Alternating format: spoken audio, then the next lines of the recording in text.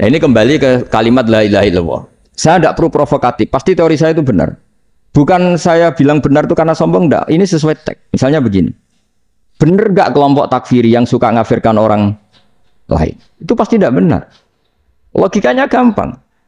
Orang yang kafir 70 tahun saja dengan melafadzkan la ilaha illallah menjadi muslim. Masa dengan kalimat yang sama yang muslim menjadi kafir? Itu logikanya kan enggak ketemu. Orang kafir 70 tahun untuk menjadi muslim disuruh baca apa? La ilaha illallah. Tapi gara-gara baca la ilaha illallah banyak patok jadi kafir. Pertanyaannya, loh ini kalimat apa? Kalimat untuk mengkafirkan apa kalimat untuk mengislamkan? Karena yang kafir dengan kalimat itu menjadi Islam, ternyata yang Islam dengan kalimat itu menjadi kafir. Itu ketemu nggak? Cara logika itu kan nggak ketemu kan? Makanya cara pikirannya Abdul Hasan Asyadzili, dan saya setuju pikiran itu. Istighfar ini boleh orang Jawa Timur protes karena kadang beda manhaj, tapi jangan protes saya, protes Abdul Hasan Asyadzili kualat mesti sampean. Ketua Torekoh napa? Asyadzili ya. Cara madzhab Asyadzili, dan Anda boleh berbeda madzhab, mencari khasnya wong kampus sing wani beda. Beda kapasitas lah, pokoknya butuhnya beda. Dan ketok pinter, ketok kritis tuh. Cara madzhab Abdul Hasan Asyadzili itu gini Pak Rektor. Jadi istighfar itu baik. Tapi ba'da kamali tauhid, setelah tauhidnya itu benar. Alasan beliau masuk akal. Ketika ada ayat fa'alam annahu la ilaha illallah wastaghfir li dzambik. Bihadil kalimah. Jadi orang boleh istighfar itu setelah tauhidnya benar. Alasannya Abdul Hasan Asyadzili begini. Qul lil ladzina kafaru iyantahu yughfar lahum ma qad salaf. Katakan kepada mereka yang kafir, sekali mereka tidak kafir, maka otomatis dosanya masa lalu diampuni. Pertanyaannya, yang bisa menghentikan kekafiran itu kalimat apa? La ilaha illallah. Dengan hanya melafadzkan la ilaha illallah Muhammadur Rasulullah, langsung yufar lahum ma qad salaf, langsung dosanya diampuni. Berarti yang menjadi pengampun dosa lah, penyebab pengampunan itu apa? La ilaha illallah. Itu bahkan orang kafir belum istighfar. Di ayat itu kan Allah enggak mensyaratkan setelah la ilaha illallah istighfar baru diampuni, enggak. Asal la ilaha illallah langsung yufar lahum ma qad. Saya ulang lagi ya, jelas ya. Jadi qul lil ladzina kafaru iyantahu yufar lahum ma qad. Nah, sekarang iyantahu, mereka berhenti dari kafirnya. Syaratnya pakai apa? La ilaha illallah Muhammadur, itu langsung yufar lahum ma qad. Artinya apa?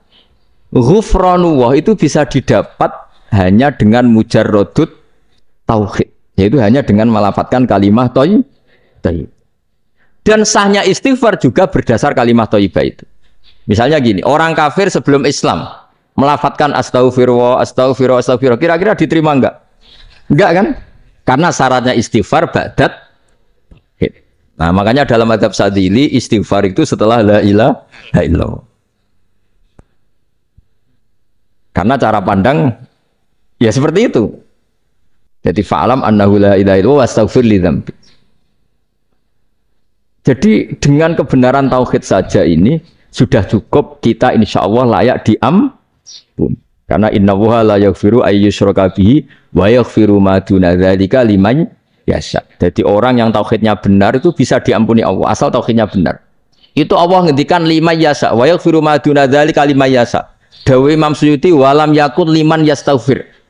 Jadi orang yang bertauhid secara benar meskipun gak sempat istighfar itu tetap potensi diampuni. Karena bawaan tauhid itu sudah menjadi layak diampuni. Kayak orang kafir sekali ngelafatkan kalimat tauhid mbok gak istighfar langsung diampuni. Nah, karena melihat seperti itu terus orang berlomba-lomba memperbanyak jumlah ngelafatkan la ilaha illallah. Jadi kita-kita yang alim, kita semua, saya tidak bilang saya, kita, termasuk yang di pinggir-pinggir saya, ngaku alim yang orang masalah, lah, sopai. Kita semua yang alim-alim itu tahu bahwa la ilaha illallah itu super. Sudah bawaannya tauhid, juga punya kelayakan Nah, kemudian nasib kita agak sial. Malah kalimat ini dituduh bid'ah, dituduh khurafat. Mergo Nabi nggak pernah tahlilan, Nabi tidak pernah. Nabi gak pernah tahlilan, kalau diartikan Nabi ratau maca la ilaha illallah aneh gak kalimat ini. Nah, ini provokatif ini. Jadi ini sudahlah keanehan-keanehan ini kita terima karena ciri utama wali, ciri utama ulama itu wa'udhu fisabili harus pernah disakiti. Jadi kalau Unisma sakit karo dituduh apa? Dituduh bid'ah itu berarti belum calon ulama. Calon ulama itu wa'udhu fisabili harus disakiti. Jadi kalau kamu disalahpahami itu ya harus santai. Ya termasuk provokatif tadi. Termasuk diatur tadi itu. Jadi kalau cara berpikir kan, karena mereka itu memang kalau kita turutin itu memenya itu terlalu, kadang menghujat kita itu enak ya jadi KNO ada orang mati datang, kiainya dapat makan, dapat rokok, terus pulang. Gitu. Jadi apa? Terus kita kayak tersangka terus, kita kan kayak tersangka terus, tertuduh terus. Terus yang orang NU ya memenya juga nggak kalah ekstrimnya. Boleh ya ajaran orang nggak boleh ngasih-ngasih kiai gitu. Berarti boleh dong ajaran kikir. Jadi memang kadang apa ya cangkem elek lah bahasa kasarnya itu. Itu memang kadang lebih mengenakan kalau kita datang ke acara mayat kan dapat makan, dapat minum. Kalau yang sohibul bed rokok ya dapat rokok. Kalau kiainya dapat wajib, kadang 20.000, kadang 50.000. Terus memenya itu kok setega itu ya ada orang meninggal kok malah kita makan-makan. Nggak seakan-akan kan kultur ini biadab kan gitu. Tapi yang orang NU kebalikan bales. Oh ternyata nggak boleh ya mayat disodakoi. Ternyata nggak boleh ya orang dermawan. Berarti Islam membolehkan medit ya gitu. Ya model ini kan. Tangan-tangan itu lebih mandi timbang takbir ya. Karena ini kan memicu emosi kan. Memicu apa? Emosi. Nah, tapi saya kalau disuruh bela mana itu tidak ada yang saya bela. Ya seorang sudahlah kalau mau nganggur saja sudah itu. Ya tapi itu memang apa ya? Itu khazanah Islam. Ada yang kritik, ada yang enggak. Ya itu memang khazanah. Ya biasa aja kalau saya biasa aja. Karena dulu ulama itu sudut pandangnya itu ya seperti itu. Ada yang ulama suka ibadah itu sholat, ada yang milih apa tidur. Sampai Imam Ghazali bilang suatu saat ibadah terbaik di zaman akhir itu tidur kan. Sholat saja kalah sama tidur kan. Tapi itu loh ya, yang wajib tetap loh, terus kamu gak sholat wajib. Begini beliau mencontohkan itu. Ada orang sholat tahajud terus obsesinya itu ingin hajatnya terkabulkan. Sementara yang tidur obsesinya nikmati rahmatnya Allah, boleh tidur, bisa tidur. Kata Imam Ghazali, timbang kita tahajud terus nuntut pangeran aduk turu kata. Mergo engko dia akibat terus setan memberi bisikan, lo nyatanya kamu tahajud ya gak terkabul. Berarti cerita bahwa Nabi ngendikan kalau doa tahajud mustajab enggak. Daripada ngono kayak turu ora tau donga ngene. Timbang abri-abri Islam ya, timbang elek-elekin apa? Islam. Jadi ulama itu mulai dulu itu sudah berpikir. Banyak orang menjadikan tahajud salat malam itu media untuk hajatnya. Dan kalau gak kesampaian ini mutung. Nyalahkan kiainya ijazah ramandi nyawa macam daripada ngono ora usah apa tahajud turu dan jenis kayak ini tuh banyak. Makanya ulama kayak saya itu saenake dhewe itu ya jarak. Saya sering didolani muhibbin terus bilang Gus saya doakan gini-gini saya mau nyalon bupati atau saya gini. Saya bilang gak waduh orang donga nek ramandi darane ulama dongane ramandi. Nak mandi, kamu jadi bupati tetap nganggep karena beli. Sopo sing raro bupati saya juga beli. Ribet kan? Ketika mereka jadi ngunsurkan doa kamu apa karena kemarin beli? Yang beli maksudnya nggak beli nggak usah tersinggung. Jadi ribet ngadepin. Nggak artinya gini loh, boyo doa itu jangan dipakai begitu. Kalau minta nasihat, tak nasihati jadi bupati yang baik, gubernur yang kalau minta doa itu resikonya. Akhirnya gigi kalau diminta doa ya doa sebenarnya diisinya itu gak doa kemenangan. Itu nggak selamat gitu. Karena ribet. Makanya Islam itu doa itu setelah iman. Aturan iman benar baru doa. Aturan iman benar termasuk Allah itu yaf'alu ma yasha, boleh melakukan yang dikehendaki. Allah nggak boleh terdikte oleh doa kita, nggak boleh. Ya saya ulang lagi ya, mazhab Hasan Asyadzili ini khas kita. Jadi la ilaha illallah itu didahulukan sebelum istighfar. Tapi kebalikannya mazhab Imam Sanusi itu dibalik. La ilaha illallah itu kalimat yang sakral. Karena yang sakral dibutuhkan muqaddimah, yaitu yang melafadzkan harus yang sudah bersih, yang sudah steril baru melafadzkan la ilaha illallah. Maka dalam mazhab Sanusiyah istighfar dulu baru la ilaha illallah. Nah, cara mazhab Abul Hasan Asy'adzili kebalikan, istighfar itu sah setelah sahnya tauhid. Kamu ikut mana tuh? Asy'adzili apa Sanusiyah? Alhamdulillah sama-sama tidak paham, ya sudah. Akhirnya tidak, ya nggak kemana-mana kan. Jadi terus ini ngomongnya harus santai, nggak boleh provokatif. Begini, kita tahu dalam perdamaian Hudaybiyah itu poin-poinnya itu semuanya merugikan Islam. Di antaranya adalah jika yang Islam masuk kafir harus dibiarkan, karena berarti masuk ke habitat asli. Karena Nabi sebelum jadi Nabi, komunitas pokok itu kafir, sehingga kalau Islam masuk kafir kembali ke habitat. Tapi kalau Islam masuk kafir, kafir masuk Islam itu harus dikembalikan karena dianggap bid'ah. Maka kalau kamu dituduh bid'ah itu tenang saja dulu, Nabi itu ya dituduh ji'ta bidinin muhdas, kamu datang dengan agama yang baru. Cuma agak diteruskan wa kullu muhdasatin bid'ah wa kullu bid'atin dalalah. Jadi orang-orang kafir dulu kalau ngomentari Nabi, ji'ta bidinin muqdas, kamu datang dengan agama yang apa? Baru. Nabi nurut. Semua perjanjian yang merugikan Islam itu Nabi nurut. Tapi Nabi hanya minta satu hal, jangan ada perang 10 tahun. Dan orang boleh seminar, boleh diskusi tentang Islam. Ya ini dengerin betul ini. Jadi saya tidak akan provokatif, ini pakai logika. Nanti bisa dipakai disertasi doktor. Tapi saya minta orang boleh diskusi, boleh seminar tentang Islam. Akhirnya saat itu juga ada orang yang masuk Islam. Di depan tulisan itu belum kering istilahnya. Datang ke situ namanya Abu Jandal bin Suhail bin Amr.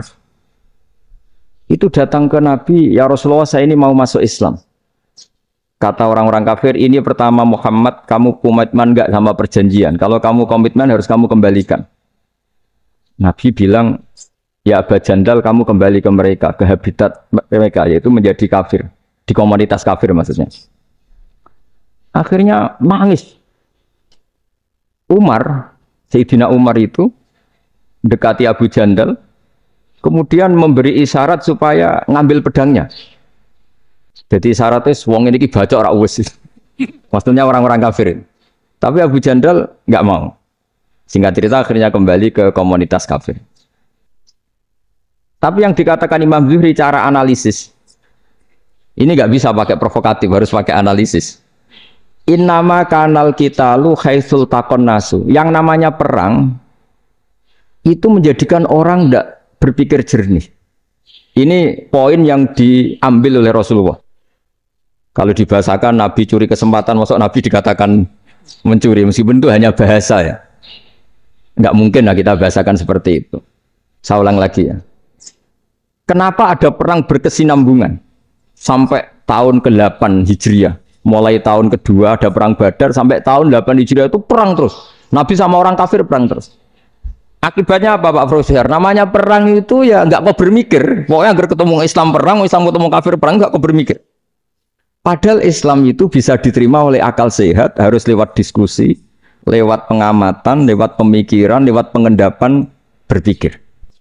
Makanya Nabi tahu ini masalah besar. Kalau orang perang terus, itu gak kober mikir Islam, tidak sempat diskusi tentang Islam. Makanya Nabi hanya minta satu poin. Oke, perjanjian ini saya turutin semua, tapi saya minta orang kafir semuanya boleh mendiskusikan Islam, boleh seminar tentang Islam. Mereka bilang iya, pada pikiran mereka kan diskusi paling piye. Ternyata betul, ada diskusi. Terus temanya gini, kira-kira bener di Muhammad Abu Jahal. Terus Tuhan Muhammad sama Tuhan Abu Jahal itu keren mana? Diskusi. Tuhan Muhammad itu khaliqus samawati wal ardi, yang menciptakan langit bumi. Sebagaimana kampanyenya Muhammad. Ya mereka masih jangkar bilang Muhammad. Kalau Tuhan kita, ya berhala itu yang kita bikin, yang kadang rusak, yang kadang kudanan, terus lumutan, pokoknya terus diskusi. Kita tahu kok bener pengirannya Muhammad. Terus Muhammad Abu Jahal. Mulai dhisik Muhammad tuh ora tau bodoni. Mulai dulu Muhammad tuh gak pernah bohong. Abu Jahal, waduh, wis bodoni ngongkonan. Wih, wis ribet kan? Dan semua diskusi itu mengarah ke kebenaran Islam. Wah, akhirnya ngomong kafir sing tokoh-tokoh yo cara Jawa yo. Wah, semane jebule masalah ini kan. Artinya gini, kalau kita ingin Indonesia damai, sebenarnya yang untung itu Islam. Karena Tuhan yang menciptakan langit dan bumi tentu gak akan diperbandingkan atau akan dikalahkan oleh Tuhan yang lahirnya saja sudah di bumi. Misalnya kita menjual Tuhan Allah, siapa itu yang menciptakan langit bumi yang ada sebelum langit bumi? Bandingkan dengan Tuhan yang lahirnya di bumi. Ada tanggal lahirnya, ada aktenya, kan sudah ribet kan? Begitu juga kalau memperbandingkan tokoh. Muhammad itu siapa? Tokoh yang bisa menyatukan pan-Arabik, tokoh yang begini-begini, yang sayang istri, sayang keluarga. Dibandingkan dengan tokoh Abu Jahal, Abu Lahab yang corong jauh penggaweannya yang ngerugikan orang lain. Akhirnya orang itu mulai tertarik sama Islam. Makanya kata Az-Zuhri pakai bahasa dulu, falam yaklim ahadun bil Islam. Tapi kalau sekarang yang populer itu bahasa yatakallam. Sebenarnya yang benar itu bahasa kalimah yaklimu kalaman, karena masdarnya itu kalam, berarti sulasi nopo mujarrad. Tapi di fi'ilnya itu mujarradnya enggak kelaku. Jadi di fi'ilnya takallama ya takallamu, tapi untuk masdarnya yang kelaku kalaman. Jadi ini agak unik, agak enggak lazim. Sebenarnya kan takallama ya takallamu takalluman, tapi di masdarnya kalam populer, tapi di fi'ilnya tidak populer. Saya teruskan ya. Ini penting sekali. Jadi menjual Islam, kalau boleh dibahasakan menjual, itu tetap enak dalam kondisi damai. Karena kalau kita perang, itu bawaannya kalau ketemu ya perang. Kalau ketemu perang, sehingga orang itu rakober diskusi loh. Saat benernya Islam sampai kafir itu bener di. Karena tidak kober diskusi, tidak sempat diskusi, orang yang milih yang kafir. Karena yang mayoritas yang kuat. Sementara Islam zaman itu lemah. Lah Nabi itu yang diminta hudnah, yang penting kita damai. Terus orang boleh mendiskusikan benar mana kita dan mereka. Ya setelah diskusi ya tadi kan nggak mungkin Allah yang begitu keren hebat pencipta langit bumi dibandingkan berhala yang mengurus dirinya sendiri saja tidak bisa. Walhasil terus orang mulai tertarik sama Islam dan aturannya nggak boleh dilarang diskusi itu. Nah makanya saya pernah ditanya beberapa profesor di Jogja, Gus, suatu saat kalau kampus paling keren di Jogja ini ada Islamic Studies, kemudian pengajarnya dari berbagai agama, ini riskan nggak bagi Islam? Saya jawab, asal yang didiskusikan Islam itu nggak masalah. Sing repot itu nak umat Islam. Karena kalau umat Islam yang jadi percontohan, banyak raja yang dolim, banyak pemimpin Muslim yang dolim, terus identik dengan Islam itu jadi dolim kan ribet. Ya kalau pas umat Islam, kalau Islam yang kumat kan jadi masalah kan. Nah ini kan terus jadi beda umat Islam sama Islam yang lagi apa? Kumat. Singkat cerita terus Islam mendapat posisi yang luar biasa. Nah makanya di sini diistilahkan falam makanatil hudnah, ketika ada perdamaian wa amanan nasu ba'dum ba'do, orang merasa aman, itu fatafawadu fil hadis wal munazaah. Mereka berdebat, munazaah itu berdebat. Keren mana konsep Muhammad dengan konsep Abu Jahal?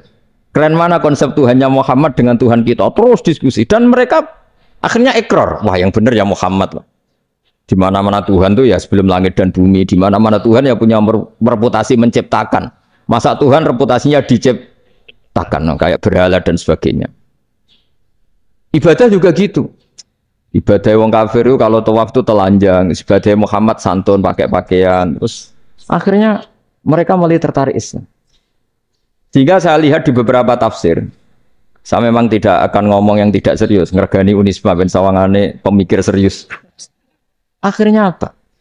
Ulama dulu itu sebegitu rileks nerangkan tauhid. Lalu kenapa Asma ini yang ya ini kan khas NU ya, khas pesantren. Sebenarnya saya keberatan pakai istilah khas NU, pakai khas pesantren karena NU itu anaknya pesantren, jangan dibalik pesantren anaknya NU karena sebelum ada NU itu ada pesantren. Tapi kayaknya Unisma lebih suka pakai bahasa NU. Dan saya ya agak-agak orderan yang terpaksa disuruh ngomong. Ini apa ya, agak kacau sebetulnya ini agak kacau. Jadi NU itu sama pesantren itu tua pesantren. Jadi NU dilahirkan pesantren, bukan dibalik pesantren dilahirkan NU. Sehingga barokahnya didirikan pesantren ini, kadang nyuwun sewu sekali berbah Hasyim, itu kadang besar beliau itu ora dituruti wong NU. Jadi Mbah Hasyim cara kula kok dadi Mbah Hasyim ya mangkel. Mbah Hasyim itu ngarang meno kentong. Nggih ngarang meno beduk, tapi NU nganggo kentong. Beduk. Dan uniknya Mbah Hasyim enggak tersinggung. Karena ciri khas pesantren itu membolehkan perbedaan apa? Pendapat. Itu masyhur khilafnya Mbah Hasyim sama Mbah Fakih Mas Kumambang itu sampai dikitabkan. Saling ngeritik, saling macam-macam lah.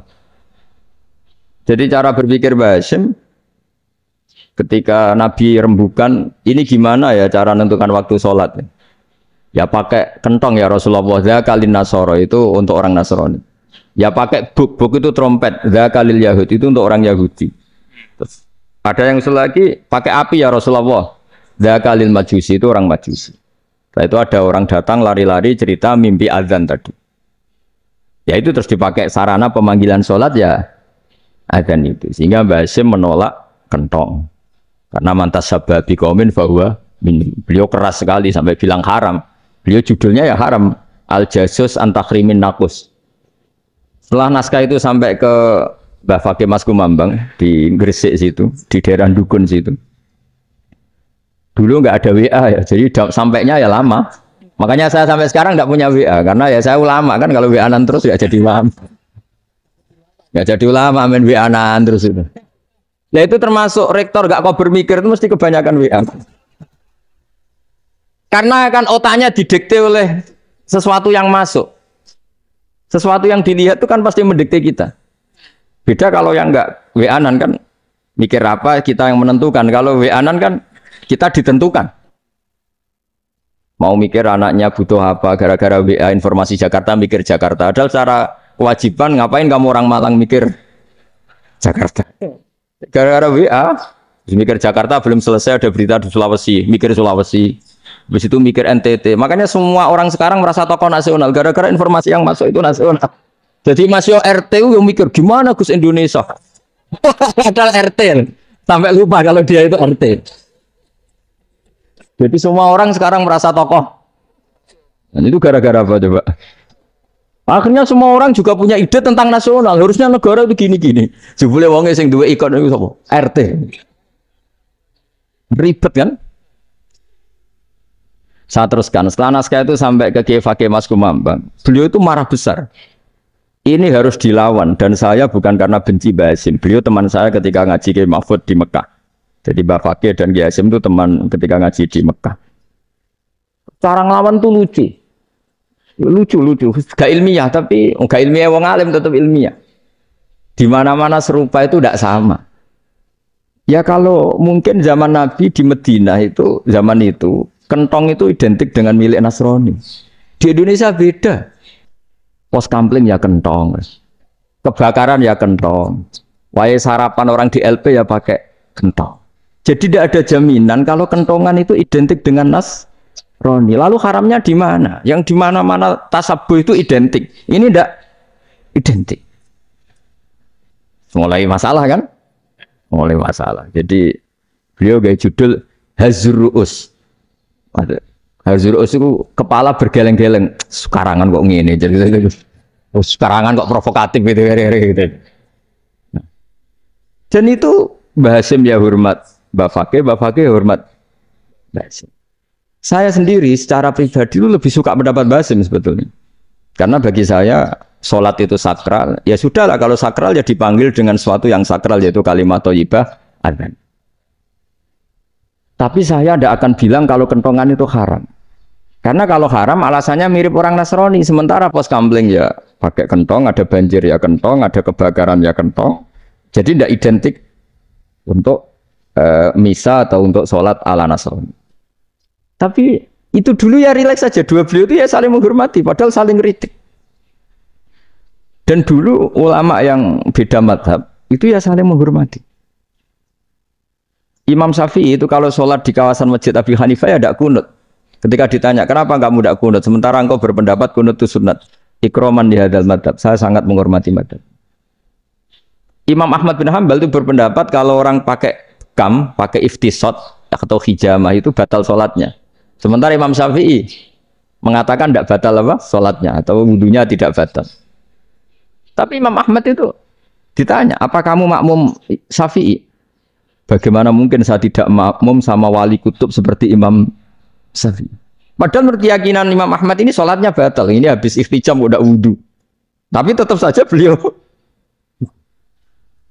karena perbedaan pendapat di furu' itu lazim. Di Quran itu sampai lihat di tafsir Tobari itu ada ayat bal naqdhifu bil haqqi 'alal batil fayadmaghuhu fa idza huwa zahid. Qadhafa itu kalau di kamus tak lihat itu takallama bila dalilin. Qadhafa itu ya pokoknya sekenanya. Artinya gini, kebenaran Islam atau kebenaran hak itu kamu taruh sekenanya saja itu tetap menang. Apalagi kamu taruh secara teratur, kamu taruh sekenanya saja itu tetap menang. Sehingga di sini banyak sahabat yang hidup di Cina. Sekarang juga banyak orang alim yang milih hidup di Amerika, banyak orang alim yang milih hidup di Inggris. Dan mereka pede, percaya diri karena kebenaran itu kamu letakkan di mana saja, itu tetap akan menang, akan menemukan momentum kemenangannya. Misalnya gini, contoh paling gampang.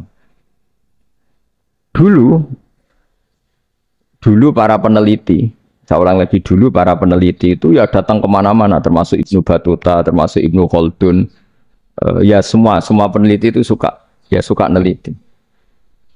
Setelah diteliti, Quran itu satu-satunya kitab suci yang membicarakan sains, misalnya tentang falak, tentang astronomi, tentang asal-usul kejadian manusia, kejadian makhluk. Juga bicara tentang geografi, geologis, semuanya. Sementara kitab lain hanya cerita tentang mawaid wal hikam wal ibar. Jadi diteliti kayak apa, pada akhirnya hak ini yang menang.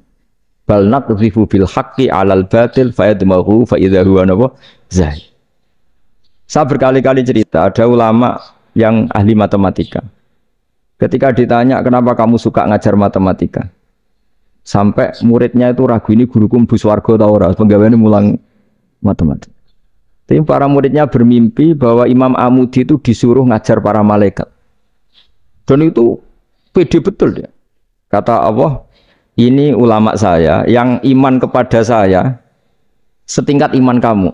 Jadi malaikat itu tidak mungkin Gusti kita menyaksikan langsung engkau, sementara ini di bumi nggak menyaksikan jenengan. Kenapa bisa sepede dan seyakin itu? Akhirnya Imam Amudi disuruh ngajarin matematika. Jadi Anda kalau profesor itu nanti harus sempat ngajari malaikat, itu baru benar-benar profesor. Jadi nanti di akhirat ngajari siapa? Malaikat. Jadi ada seminar yang melibatkan banyak malaikat, narasumbernya itu seorang profesor. Itu ketika kenapa engkau begitu yakin kalau Allah itu Tuhan dan Allah itu Al-Wahidus Shomad.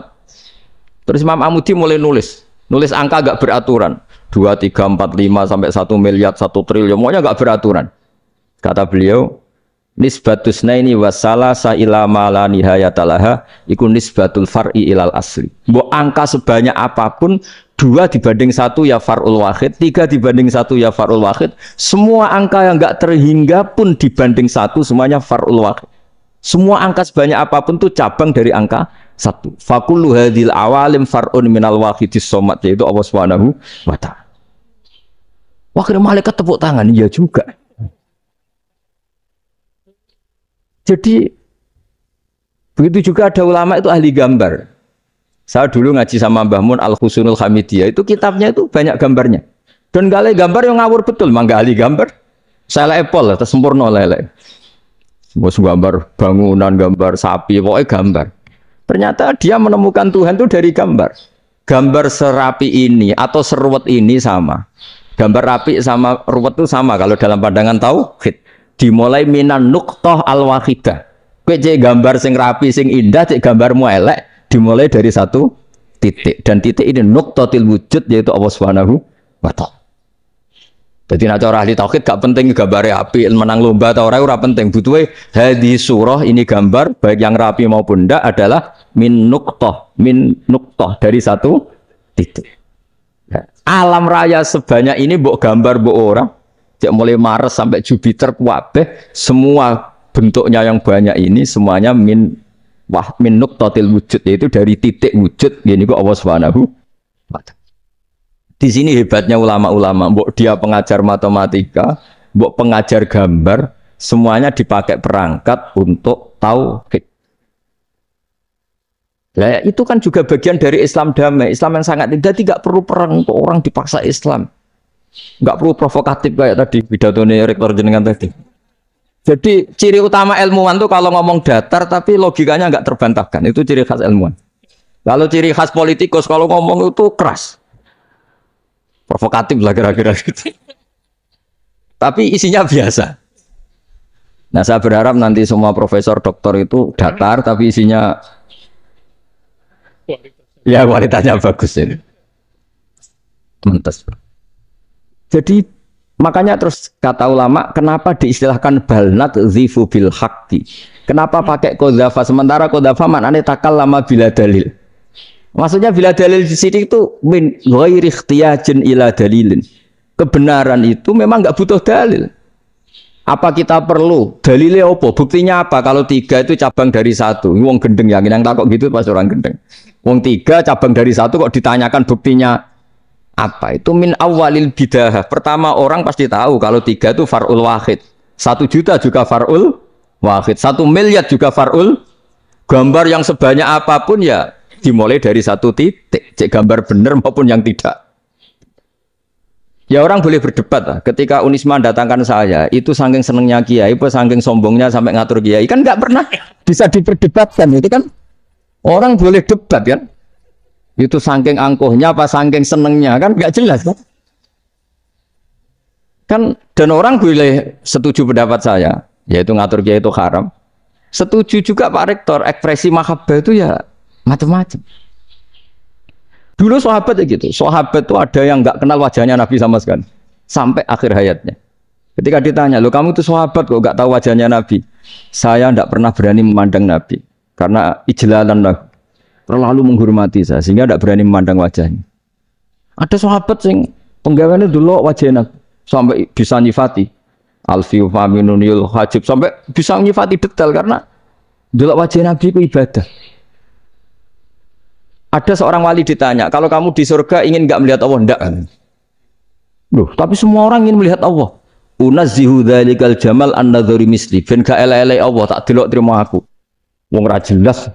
Berarti kamu kok delok pengiran? Banyak. Jadi justru tapi karena saking takzimnya. Enggak lah, mosok aku kok. Makanya saya berkali-kali cerita.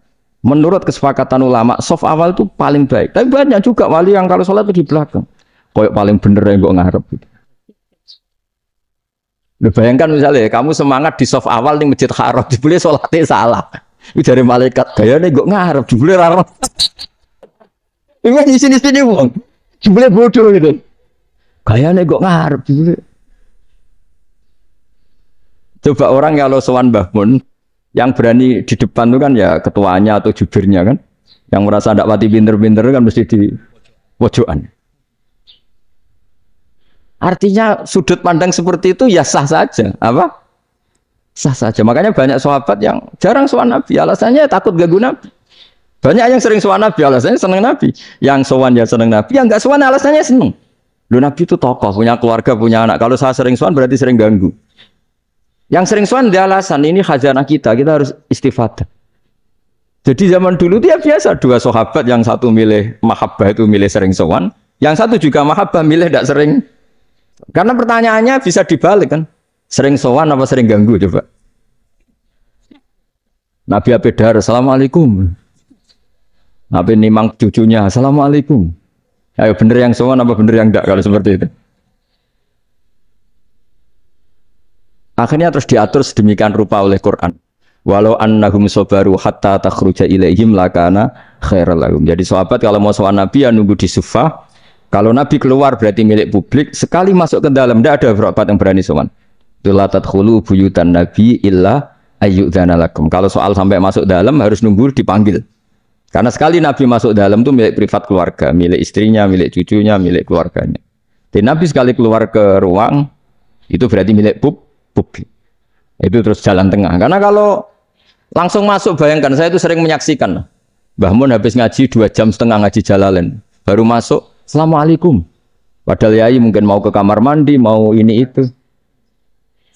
Jadi dulu itu Quran sangat modern. Sebelum ada dokter ngatur tamu, rektor ngatur tamu itu Islam sudah modern. Dia kan gak fair kan? Misalnya saya ke Unisma harus janjian pakai ini, terus kalau misalnya ke sini selonang-selonang kan lucu kan, mentang-mentang kiai terus juga sowan-sowanan selonang-selonang. Padahal kalau kita mau ke mereka pakai protokol. Sering gak fair dunia ini, tapi karena aku kiai ra oleh gelo ya sudah. Akhirnya saya memutuskan gak gampang kemana-mana karena itu. Saya sering didatangi ajudannya menteri, Gus mau ada tamu dari Jakarta tanggal ini. Mesti saya bilang, mereka milih tanggal yang mereka kosong. Kok ndak mikir apa itu kosong? Tak jawab ndak sebelum diatur bahasanya dan tawaduknya. Gitu. Akhirnya dibalik, datang lagi. Gus jam dengan kosong apa kita menyesuaikan. Lah itu lagi dia akhlak kata saya. Itu baru punya akhlak kata saya. Bukan masalah gengsi ya. Saya sendiri itu dolan ke alumni itu jarang karena ya takut. Kiai kan yo nganggur jam 9 nganggur jam 10 nganggur. Bisa saja alumni itu kerja di pabrik, bisa saja yang latihan ekonomi di pasar. Jika kalau saya datang jam 9, iki kiai sing nilai santri ini, apa kiai sing ganggu santri. Nah karena orang ini melakukan rutin gak kok berpikir, pokoknya ngono jenenge silaturahim. Mau nyerah kok berpikir, padahal kalau diangen-angen ini kiai yang nilai santri ini, apa kiai yang ganggu santri ini karena datang di jam kerja. Nah, terus kan ini biar khas pesantren atau khas NU lah, kalau bahasa Pak Rektor khas NU. Ini Ben sampean tahu beberapa perbedaan itu lazim, halaman 24. Ya, halaman 24 sama 25. Tak baca, ini masih orisinil. An Sufyan bin Uyainah, ini juga gurunya Imam Syafi'i. Kata Sufyan bin Uyainah, beliau cerita, Kana Isa wa Yahya alaihi masalam ya'tiyanil qaryah. Fayas'alu Isa an syirori ahliha. Wa yas'alu Yahya an khiyari ahliha. Jadi Nabi Isa dan Nabi Yahya itu satu generasi, sama-sama masih muda. Kalau di satu kampung, yang Nabi Yahya tanya, ini keluarga terbaik siapa? Saya mau nginap di situ. Karena kumpul orang baik itu nyaman. Kalau Nabi Isa kebalikan, keluarga terburuk mana ya, saya tak di situ. Nah terus akhirnya faqala lahu Yahya lima tanzilu ala syirarin nas. Kenapa kalau kamu bermalam kok malah kumpul orang-orang yang nakal? Innama ana tabibun udawil mardo. Saya ini nabi barat dokter. Di mana-mana dokter yang ngumpuli yang sakit, ngobati yang sakit. Makanya di NU itu ya banyak kiai jazab mengumpuli yang nakal-nakal. Nak tepak yang entas yang nakal, nak ra tepak ya katut. Ini adu nyali lah sudah ini. Tapi itu ada ilmunya, yaitu niru Nabi siapa? Isa. Kalau kamu dokter penelitian itu cari daerah yang banyak pandemi apa yang bersih? Yang banyak pandemi karena yang namanya penelitian ya di situ kan. Kalau kamu dakwah ngentas kemiskinan ke daerah miskin apa daerah kaya? Nah sama kalau ngentas kefasikan ke daerah fasik apa daerah orang soleh? Tapi itu Nabi Isa. Nah kalau kamu tidak nabi kan potensinya kan gitu. Tapi setidaknya bahwa kita sering disalahkan karena punya beberapa tokoh yang ngancani fasek-fasek itu sebenarnya ada dalilnya, yaitu Nabi siapa? Isa. Nah terus masalah tegas dan lunak. Ketika ada mahasiswa misalnya pacaran, boncengan lanang dan perempuan, itu pilihan kita apa? Kalau tegas, terus gak mau mendengar kita. Misalnya gini contoh gampang, tak beri contoh Pak D. Jangan orang tua, nanti secara fikih itu beda. Nah ini kan kita orang pesantren, nah, biasa ngaji fikih detail. Kamu Pak D seorang perempuan, mahasiswi misalnya, sering pacaran. Setiap ke situ sama pacarnya kamu diam saja. Padahal kamu dosen keislaman. Mesti pawanaan kamu nyimpulkan, ternyata pacaran itu tidak apa-apa. Buktinya Pak D itu tidak negur, menengah. Ini berarti as-sukut alal mungkar. Tapi kebalikannya, Pak D ini terkenal keras. Nak Rono mesti ada kuponaan. Akhirnya yura Rono. Mesti ngerti nak mesti diamuk. Nah, dua orang ini sama-sama gagal kan? Yang lunak menjadikan ponaannya pacaran terus karena enggak negur sehingga dikira membolehkan. Sing keras juga enggak sempat bina wong Rono era wani. Akhirnya dua orang ini sama-sama enggak ketemu, sama-sama enggak berkesempatan membina kan? Gagal membina kan? Karena yang keras ponaannya tidak pernah situ, berarti nggak bisa bina kan? Yang lunak membiarkan berarti juga ada minum. Nah Islam itu antara dua itu. Ya agak terlalu lunak, gak terlalu keras. Karena kalau terlalu keras, misalnya ada kiai terlalu keras, lu masyarakat mau tanya itu gimana? Lari kan? Lu saya ini punya pengalaman pribadi. Saya ini kan kecelok orang alim. Itu kalau pernah ya saya itu berusaha ya pokoknya ya umumnya orang alim lah. Tenang, terus anteng, nggak gejlok-gejlokan. Itu nggak ada yang tanya. Saya mimpi ketemu beberapa ulama itu disalahkan. Terus umat saya kalau mau tanya itu ke siapa? Wong alim wis wibawa, meneng tambah banget wibawane. Balakuraan sering gojlok rektor macam-macam. Terus wong wanita kok saya biasa ke pasar pandangan dicegot orang. Gus, putri saya itu sering keluar darah tapi melebihi batas haid gini-gini. Kalau badhe sowan jenengan, gak usah sowan ning kene mbek ngadeg-ngadegan. Terus tanya, yang haid berapa hari, Gus? Ya sesuai rudat ilal adat. Adat sebelum dia punya penyakit istihadah itu berapa? 6 hari ya sudah, kembali 6 hari lainnya mustahadah, tetap sholat, tetap normal. Tapi kalau saya wibawa, moro pasar gue tasbih dulu. Iku mesti wong salaman njaluk donga yakin nih. Tapi baru kayak rada uraan ketemu wong-wong, "Dol pening ndi? Maaf pening ndi?" Gus beneran Gus ketemu jenengan kula wingi badhe tua kok." Hanya tanya. Jadi uraanku iku amdah. Enggak sampean asli. Asli uraan ini. Karena ada uraan lah tetap tidak wibawa kan. Jadi baru kayak uraan itu ya banyak. Saya tuh kalau ngantor di Jogja itu banyak orang yang tanya. Ya biasa tuh tanya macam-macam. Karena saya uraan. Ke pasar ya orang. Bahkan di bis sering ketemu orang. Wah beneran Gus kalau badhe sowan jenengan badhe tanya ini. Ya sudah di sini aja. Jadi semua itu diilmoni. Nabi itu punya sisi yang dua-duanya jalan. Memang beliau luar biasa, dipilih Allah yang luar biasa. Nabi ketika wibawa itu banyak sahabat yang bahkan mengenali wajahnya aja tidak bisa. Ka'anna ala ru'usihim at-toir. Bayangannya seakan-akan di kepalanya itu ada burung yang takut terbang. Saking antengnya. Tapi Nabi sekali mengeluarkan job, sekali santai. Itu sahabat tanya itu sampai yang nggak pantas ditanyakan. Nabi saat tadi kumpul istri saya, tapi tidak inzal itu wajib mandi ndak. Aro'aita law anna ahadana ya'ti imro'atahu walam yunzil. Itu ya ditanyakan. Nabi mun kumpul itu betul sakit inzal sepundi. Guys betul lagi.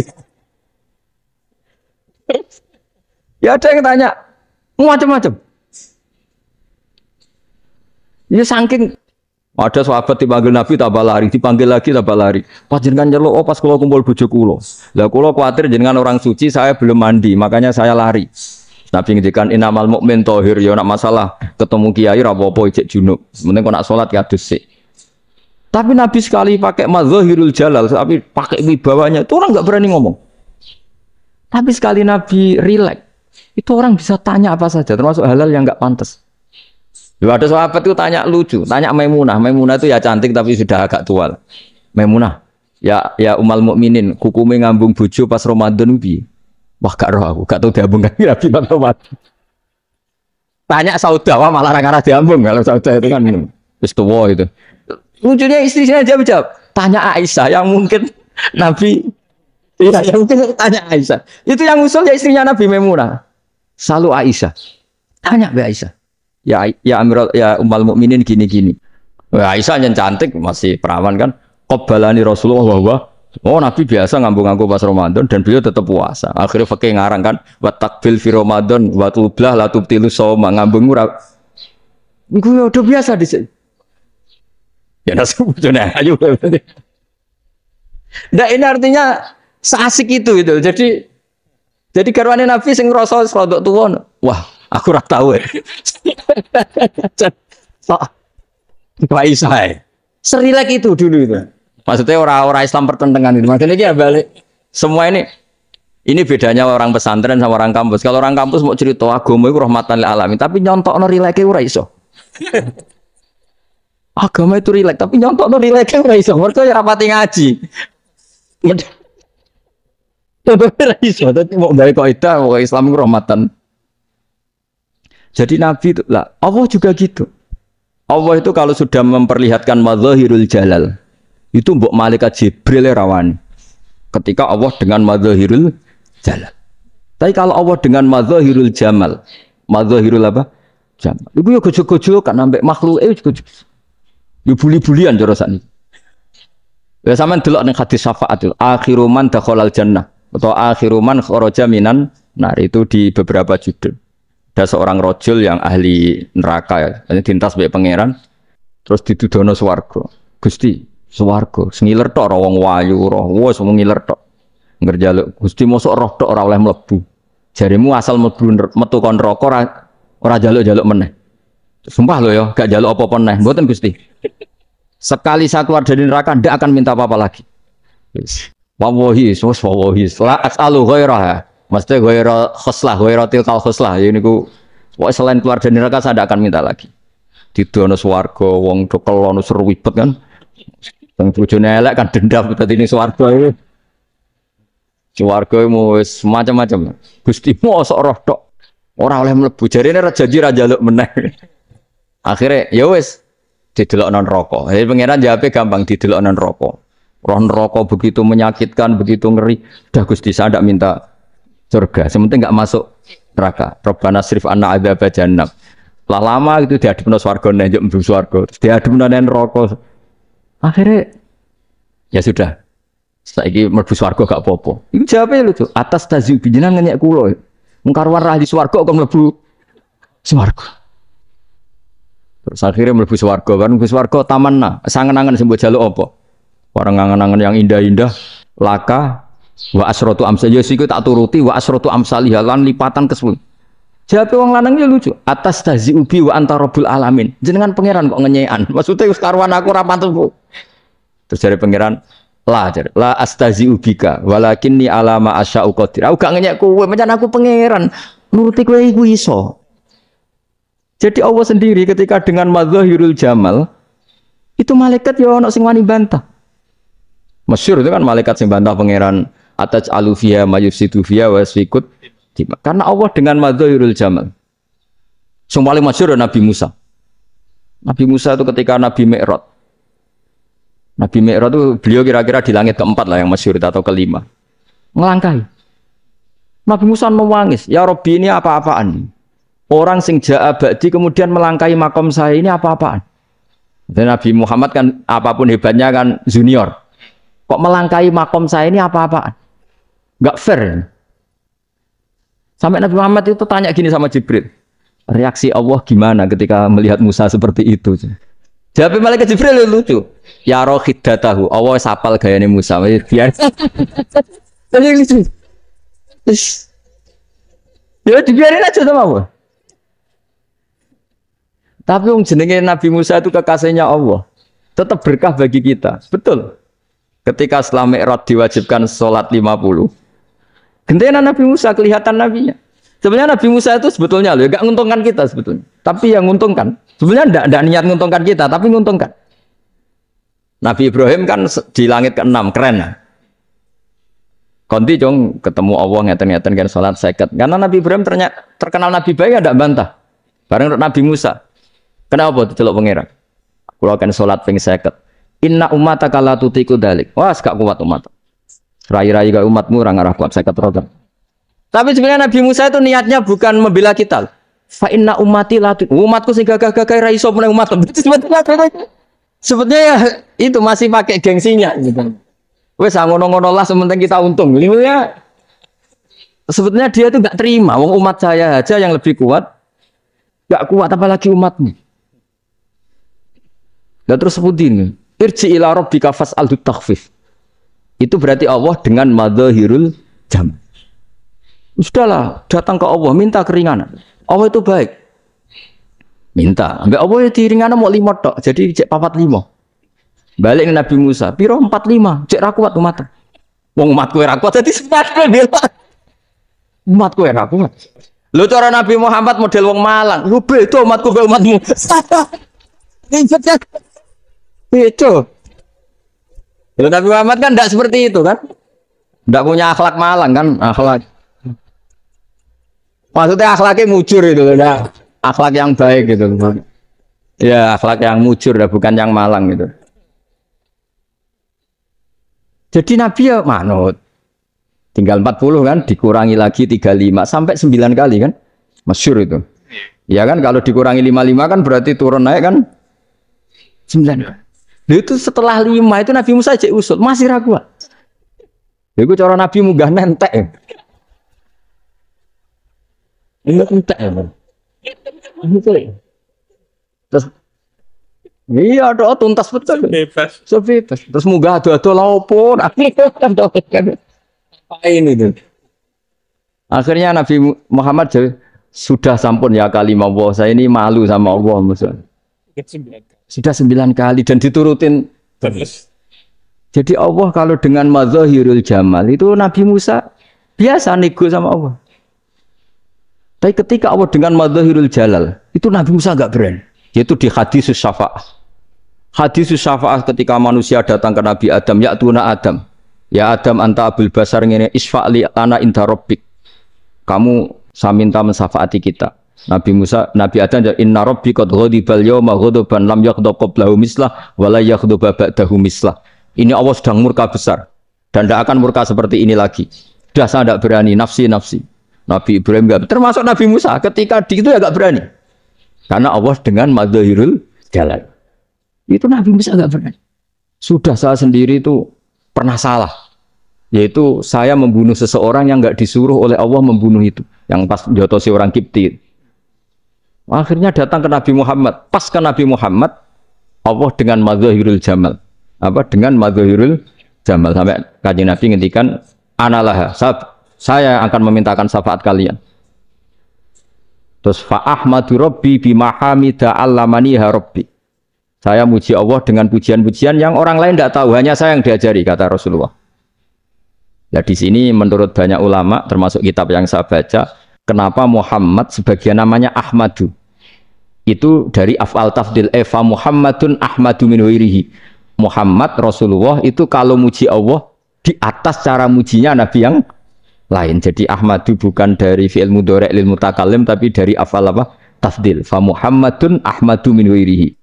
Bahwa Kanjeng Nabi Muhammad sallallahu alaihi wasallam itu cara mujinya Allah di atas pujian para nabi.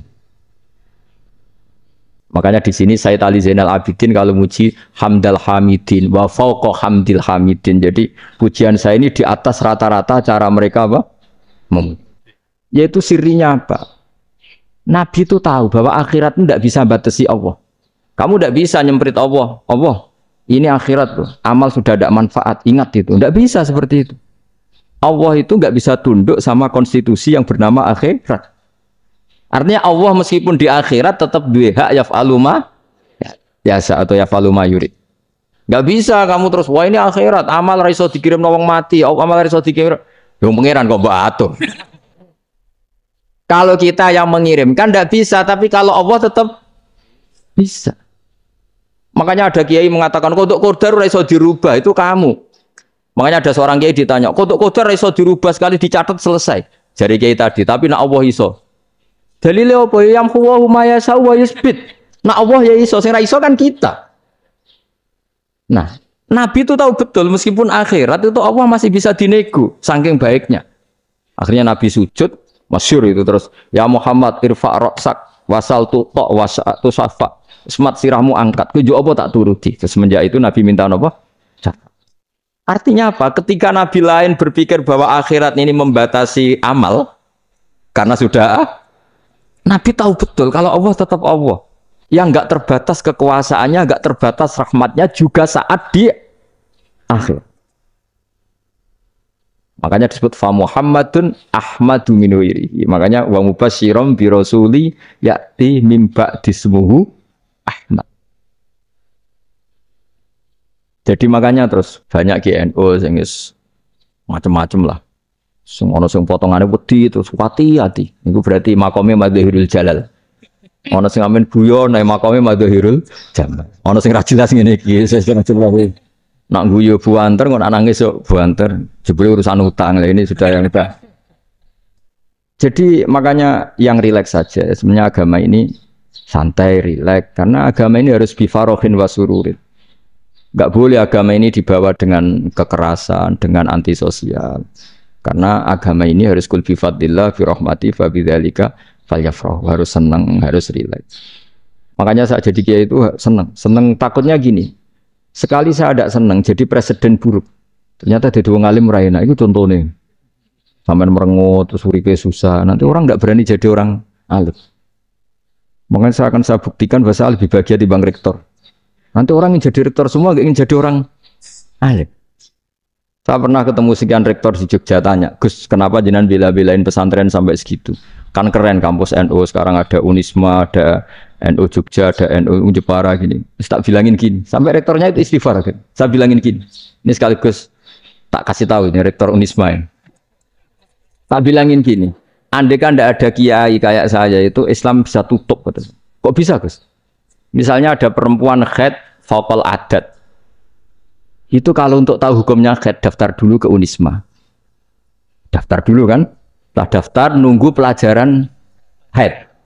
Baru tahu haid setelah 3 tahun dari masalahnya gitu. Tapi baru kayak kiai ketemu saya di jalan, Gus anak kula nu haid ngeten-ngeten mboten normal hukumnya piye? Oh, hukumnya ngene dibalekno ning adat. Ora usah registrasi, ora usah daftar.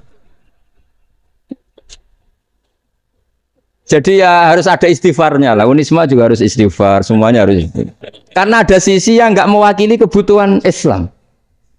Tapi saya sebagai kiai juga istighfar. Karena fakta hukum mengatakan yang boleh jadi KUA yang jabat, yang boleh kemenak yang punya gel. Dan ini yang mengawal Islam secara undang-undang karena mereka yang bikin. Nah, karena kiai tidak punya gelar, tidak bisa jabat di situ. Saya juga istighfar. Jadi tidak sampai untuk yang istighfar. Karena yang kebutuhan ini terwakili yang punya gelar. Tapi yang punya gelar juga harus istighfar tadi. Mosok kepen roh hukum mekhet dengan ini kuliah se. Ngentek. Itu aja nanti nunggu guru yang pas mata pelajaran itu. Ya, terus kapan dia ini sholatnya? Jawabannya belum ketemu. Tapi baru kayak saya kan ketemu di jalan tanya. Gus saya sering ketemu. Gus saya ini bapak angkat. Mau nikahkan putri saya. Itu gimana itu? Kalau cerita wali sebenarnya anak saya sok. Kalau nggak cerita nggak sah karena saya bapak angkat. Itu banyak. Artinya tak akali ya sudah wali yang sebenarnya taukil pada hakim tanpa diketahui tapi hakikatnya itu taukil hakim. Itu kan tidak gampang. Nah, tapi kalau tanyanya di kampus registrasi dulu, daftar dulu, baru tahun berapa ada pelajaran itu? Iya kan? Semester 5 ya? Oh, itu kan. Jadi jangan kira terus sistem Unisma itu yang terbaik di dunia, enggak juga kan? Enggak juga. Dan sistem-sistem yang lain maksudnya ada. Tapi sistem kiai loh, Mbah Mun juga sering pesen saya, kowe kudu seneng pegawai negeri. Piye sing jaga agama pegawai negeri. Kemarin pas acara 7 harinya Gus Robasa matur itu di depan para kiai. Setelah saya jadi kiai ya itu nyata. Islam di Papua, di NTT yang bawa siapa? Dokter negeri, ya kan? KUA negeri. Barokahnya mereka negeri dijamin negara kan? Barokahnya Muslim berkebutuhan Islam. Akhirnya bikin musola di situ, bikin masjid. Bahkan di Korea Utara itu ada masjid bawaan duta besar.